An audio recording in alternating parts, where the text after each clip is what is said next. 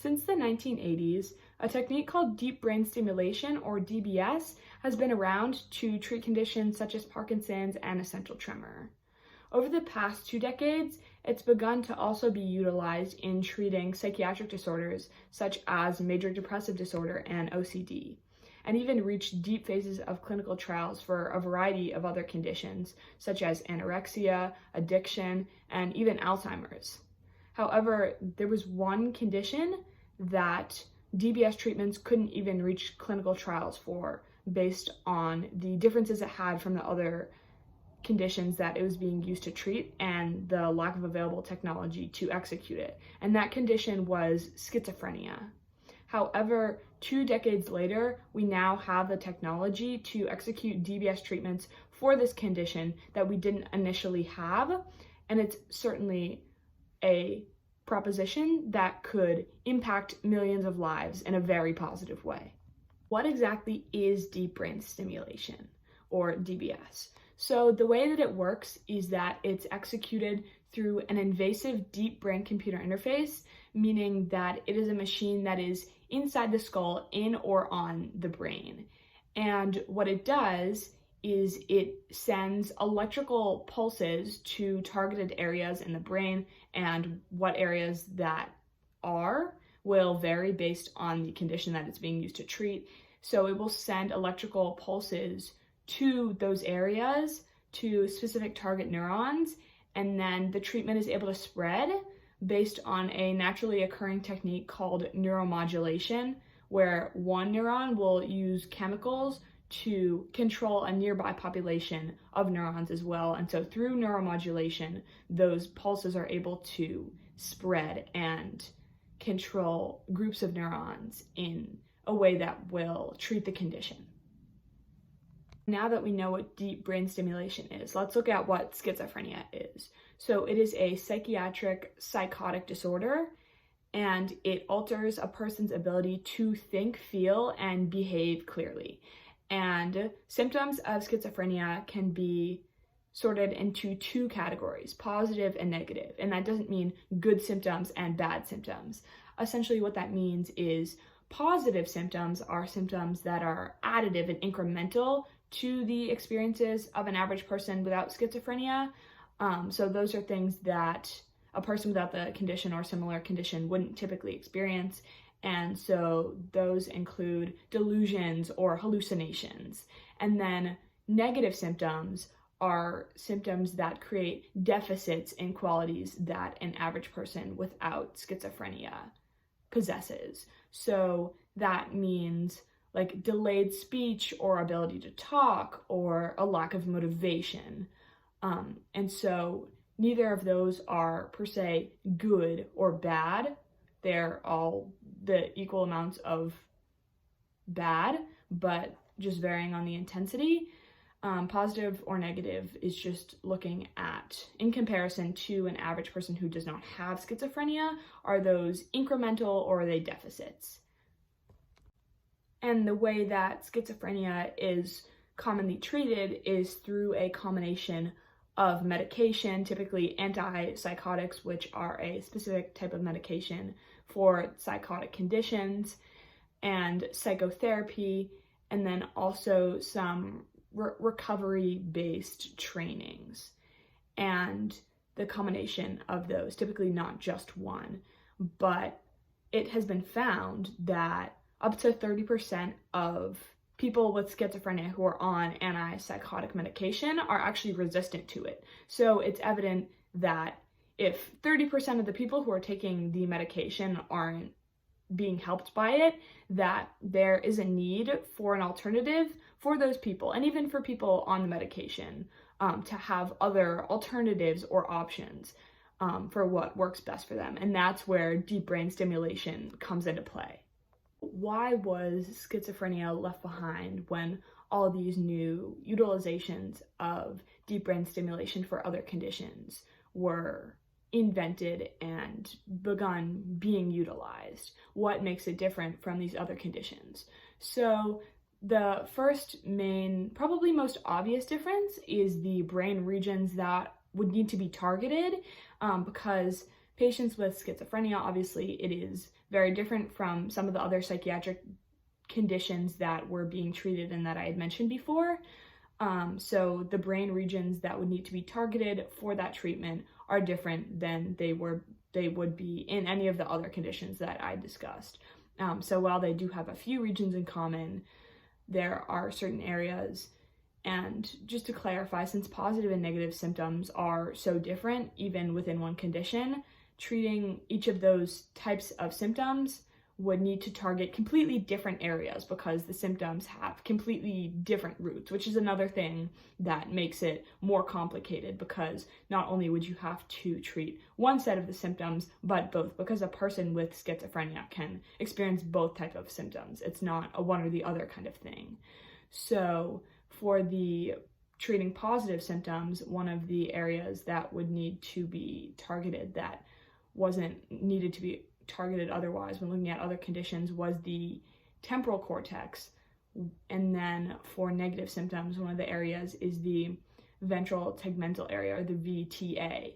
And so these are areas that didn't need to be targeted for any of the other conditions that got into phases of trials.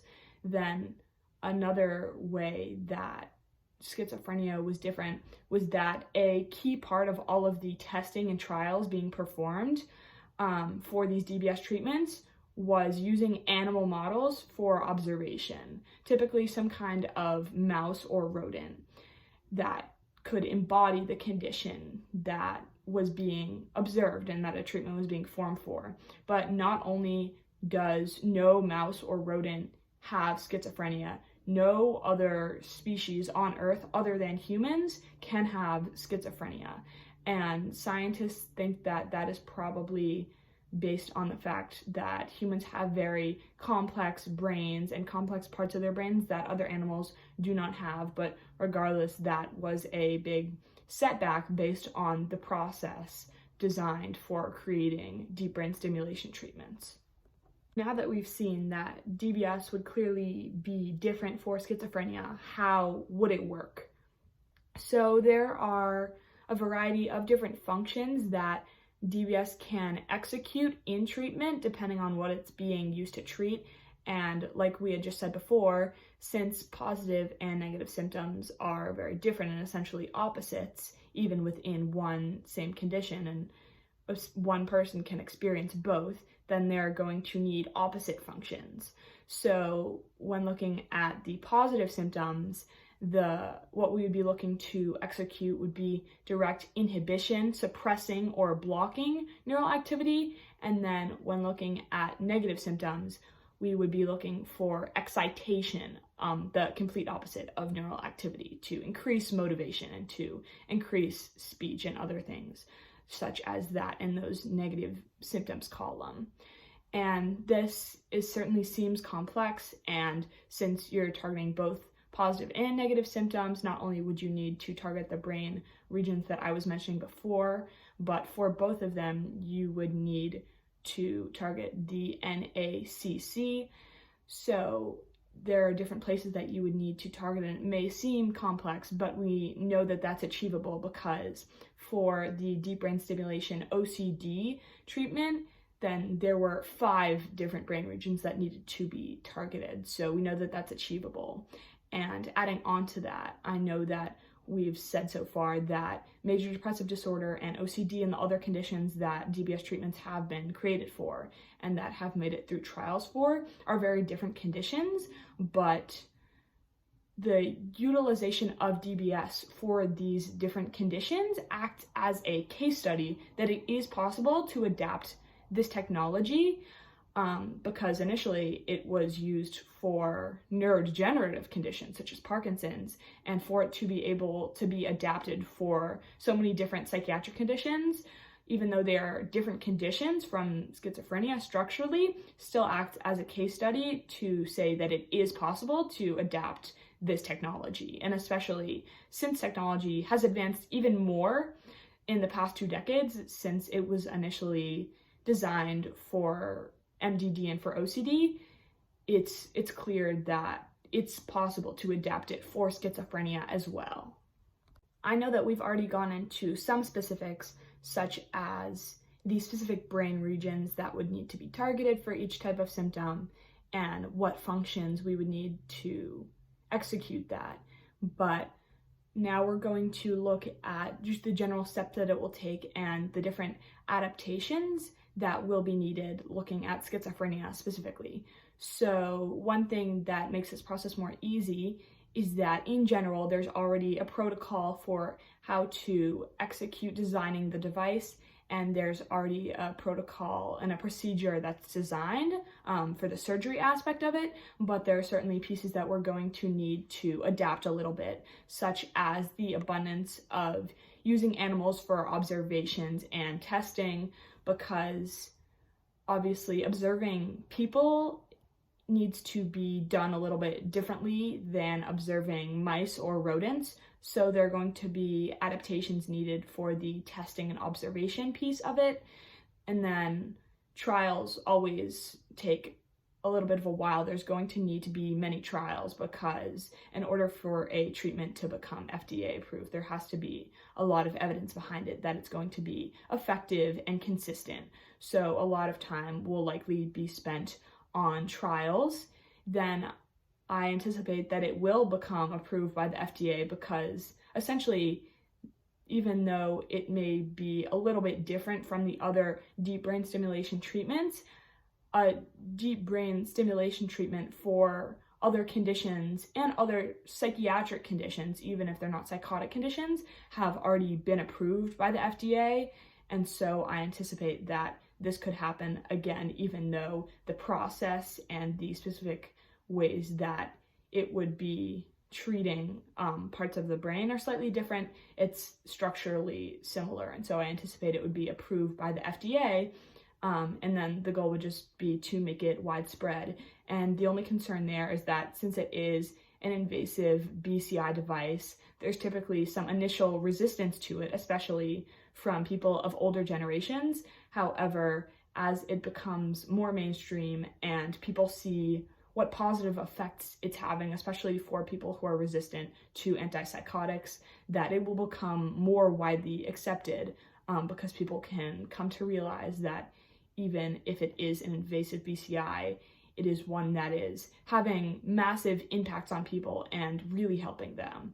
Because deep brain stimulation for schizophrenia has the potential to impact millions of people and help get rid of ways that it's impairing their lives, to really help them live their lives being less impaired by their conditions. And there will also be great scalability here because as soon as it can be utilized for schizophrenia, then with only slight adaptations, it can also be utilized for other psychotic conditions and really have a strong positive impact on people in need of effective treatments. To conclude what we just learned, deep brain stimulation, or DBS, is a treatment that initially was for Parkinson's and essential tremor and now has been used to treat a variety of different conditions and many psychiatric disorders. The way that it works is that a deep brain computer interface that is invasive within the skull sends electrical pulses to different brain regions, and the treatment's able to spread based on a technique called neuromodulation. Schizophrenia is a psychiatric condition that affects over 20 million people, and although there are some differences in schizophrenia in comparison to other conditions that DBS is being used to treat, such as the brain regions that it's targeting and the lack of animals for observation and testing who have schizophrenia, it still is structurally similar in the DBS treatment aspect of it, and definitely could be approved by the FDA and have a massive impact on people with schizophrenia, and then ultimately scaling also to people with other psychotic conditions. Thanks for watching.